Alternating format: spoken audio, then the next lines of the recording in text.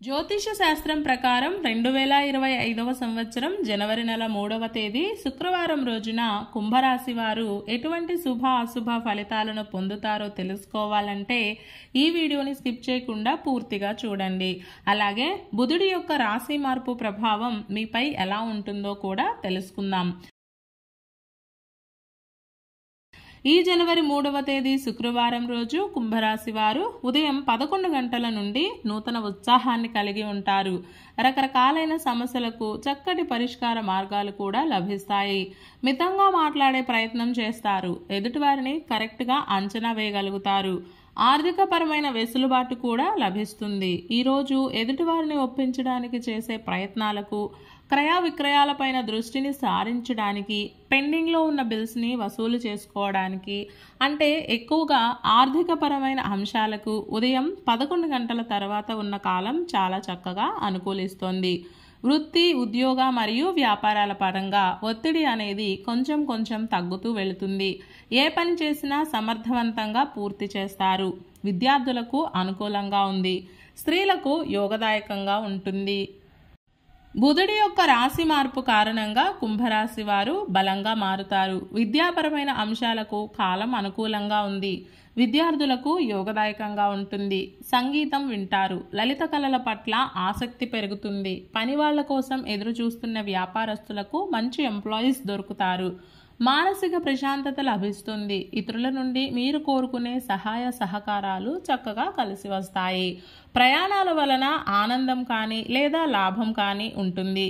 ఆర్థికంగా అవసరానికి డబ్బులు సర్దుబాటు అవుతాయి. పేరు ప్రఖ్యాతలను కాపాడుకుంటారు. గతంలో నుండి వస్తున్న అనారోగ్య సమస్యలు తగ్గుముఖం పడతాయి. మంచి మాటను మరియు లౌక్యాన్ని కలిగి ఉంటారు. కొత్త బంధాలు పెనవేసుకుంటాయి. మొత్తం మీద కుంభరాశి వారికి బుధుడి యొక్క రాశి మార్పు బ్రహ్మాండంగా కలిసి రాబోతుంది. ఈ ఫలితాలు మీకు జనవరి 24 లోపు తారసపడతాయి. ఇక ఈ శుక్రవారం రోజు కుంభరాశి వారు బూడిద రంగు దుస్తులను ధరించకండి. నృసింహ కరావలంబ స్తోత్రాన్ని పారాయణం చేయండి. ఈ శుక్రవారం రోజున ఉన్నటువంటి దివ్యమైన తిథి చతుర్థి, నక్షత్రం ధనిష్ట నక్షత్రం, రాహుకాలం ఉదయం 10:30 నుండి 12 గంటల వరకు, యమగండం మధ్యాహ్నం 3 గంటల నుండి 4:30 వరకు. అలాగే ఈ రోజు యొక్క శుభ సమయాలు మధ్యాహ్నం 1:50 నుండి 2:50 వరకు. ఈ రోజు యొక్క పంచాంగం ప్రకారం రోజువారీ సాధారణ కార్యక్రమాలకు మాత్రమే కాలం అనుకూలంగా ఉంది.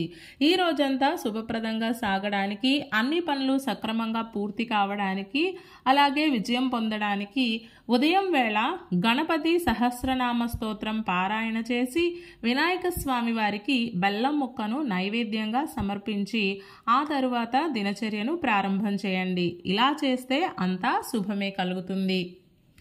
ఈ శుక్రవారం రోజు చతుర్థి గడియలు వచ్చాయి కాబట్టి మనమంతా వినాయక స్వామి వారికి యథాశక్తిగా ఆరాధన చేయాలి. బ్రాహ్మణులకు మీ యథాశక్తి దక్షిణ తాంబూలం ఇచ్చి మీకు తోచినంత ధనం దానం చేయాలి. ఇలా చేస్తే మీ సిరి సంపదలు పెరుగుతాయి. ఈ శుక్రవారం రోజు మనమంతా ఓం విఘ్నేశ్వరాయ నమః అనే మంత్రాన్ని పదే జపిస్తూ ఉండాలి. ఈ శుక్రవారం రోజు మహాలక్ష్మీదేవికి కమల పుష్పాలను సమర్పించి కమలవత్తులతో దీపారాధన చేసి ఆరాధన చేస్తే కుటుంబ సభ్యుల మధ్య ప్రేమానురాగాలు పెరుగుతాయి. అలాగే కుటుంబంలో మానసిక ప్రశాంతత కొలువై ఉంటుంది.